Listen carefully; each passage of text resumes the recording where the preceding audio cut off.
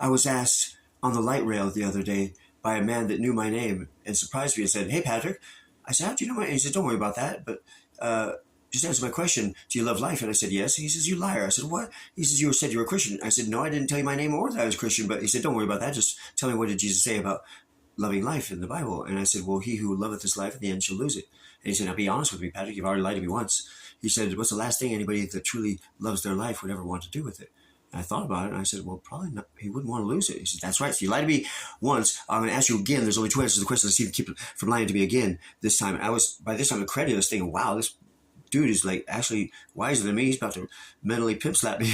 Anyway, he said, "Do you love life?" And I said, "No, I can't stand it with all these double meanings making me evil when I know what my intention of my heart is." And he says, "You lied to me again." And by this time, I was exasperated.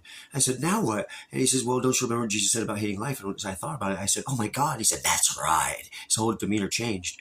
And I got scared. And when I recounted the words, I said, "He who hateth his life and despiseth the things in this life, in the end will inherit an eternal one."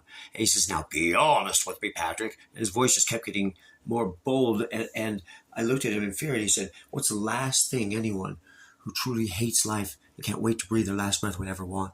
And I thought about it, and I said, "To be honest, to inherit an eternal one." He said, "That's right. So I asked you the question twice, and you lied to me twice. You're just a born liar, aren't you?" And then he vanished. I looked at everybody else on the light rail, and I said, "Did you hear that? This man proved to me I can't answer the question, do I love life without lying, because of the power of the words I'm underneath." And when I turned back, there was nobody there. But the evidence that I spoke with an angel or a higher intelligence is the words, "Amen."